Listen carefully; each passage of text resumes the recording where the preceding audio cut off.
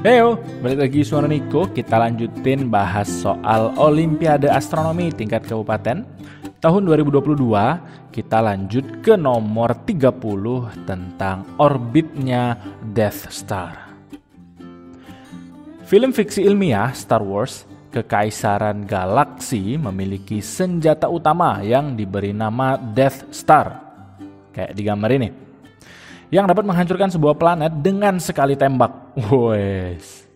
Andaikan sebuah Death Star dengan diameter 200 km mengorbit bumi dan dapat menggerhanai matahari, maka jarak dan periode orbit Death Star adalah berapa? Oke, ada dua yang ditanya, jarak sama periode orbit ya. Oh ya, disclaimer dulu, di soal aslinya itu tidak diketahui beberapa konstanta yang kita perlukan sebetulnya. Sehingga kalau nggak diketahui konstanta kayak gini kayaknya ya susah. Siapa yang hafal coba konstanta ini berapa, jari-jari ini berapa, karena ya cukup banyak dan angkanya cukup detail gitu ya. Sehingga nih saya tambahin dulu di sini berkaca dari beberapa konstanta di tahun sebelumnya ya. Oke, langsung aja kita cari yang pertama, yaitu jaraknya Death Star agar terjadi gerhana tadi ya. Nah, seperti soal-soal sebelumnya, suatu objek bisa menggerhanai matahari itu dia kalau bisa menutupi ukurannya matahari. Artinya, diameter sudut objeknya itu harus lebih besar atau sama dengan diameter sudutnya matahari. Nah, diameter sudut itu kan bisa kita cari pakai diameter objeknya dibagi dengan distance-nya ke observer, ke bumi dalam kasus ini. Berarti ini adalah Death Star. Kita ambil sama dengannya aja. Ini berarti diameternya matahari per distance-nya matahari ke bumi. Terus kalau kita mau cari distance-nya Death Star, berarti ini tinggal dibolak-balik. Sehingga diameternya Death Star kali distance-nya matahari dibagi dengan diameternya matahari. Udah, tinggal dicemplungin datanya. Diameternya Death Star adalah 200 km. Oh ya, ini satuannya harus sama ya. Boleh sama-sama kilometer semua, boleh sama-sama meter semua, atau boleh sama satuan yang lain semua, terserah. Yang penting satuannya harus sama. Nah, karena di sini udah diketahui kilometer, maka tinggal pakai aja. Saya samain semuanya ke kilometer ya. So, ini adalah 200 kali distance-nya matahari ke bumi. Nah, itu adalah 1 SA. Nah, di sini diketahui 1 SA sama dengan 1,496 kali 10 pangkat 8 km dibagi dengan diameternya matahari.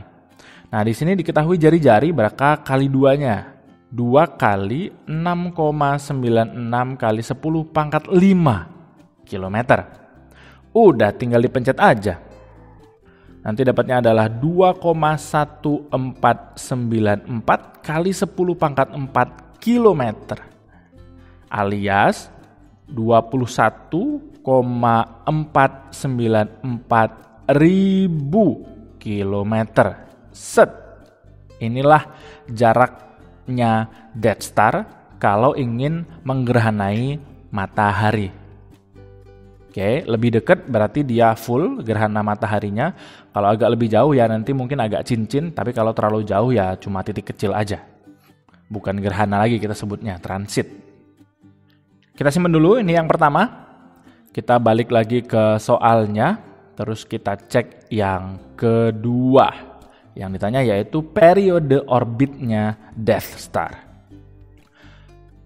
Nah, untuk mencari periode orbit alias T, kita bisa gunakan, ini kayak soal nomor 10 kayaknya.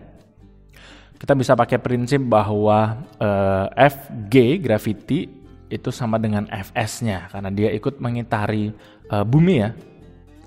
Kita jabarin aja, gravity itu adalah G kali massa.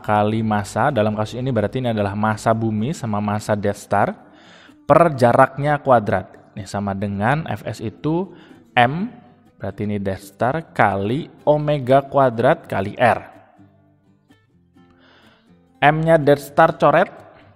Periode di mana? Periode itu letaknya di dalam omega sini. Nah, kita jabarin lagi. Ini G, M-nya bumi sama dengan omega itu nilainya adalah 2 pi per T. Berarti kalau dikuadratin ini akan jadi 4 pi kuadrat per T kuadrat. gitu ya. Terus R yang sebelah kiri bawah saya pindahin ke kanan sekalian, jadinya R pangkat 3. So, kalau mau T kuadrat berarti tinggal pindah ruas, 4 Pi kuadrat kali R pangkat 3 dibagi dengan G M-nya bumi. Dah, tinggal dicemplungin aja datanya. T kuadratnya sama dengan 4 Pi kuadratnya tetap, R-nya tadi yang kita cari. Nah, ini R-nya. Oke, jaraknya tadi udah kita dapatkan, jarak orbitnya tadi. Oh ya, untuk yang kasusnya ini, kita harus ubah ke satuan SI, karena konstanta G itu satunya dalam SI semua. So, ini harus dalam SI, berarti kita ubah ke meter. Jaraknya kita ubah ke meter, berarti pangkatnya aja yang bergeser. 2,1494 dari kilometer ke meter kali 1000, pangkatnya nambah 3, berarti kali 10 pangkat 7. Ingat, ini dipangkatin lagi 3.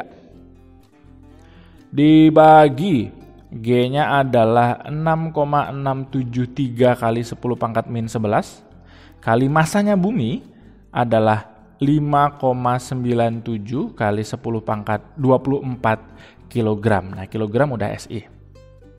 Udah, tinggal pencet. Ini T kuadrat dapatnya adalah 9,9043 kali 10 pangkat 8. Ini masih T kuadrat ya. Kalau mau T berarti kita akarkan. Pencet aja akar answer dari ini. Adalah 3,1471 kali 10 pangkat 4.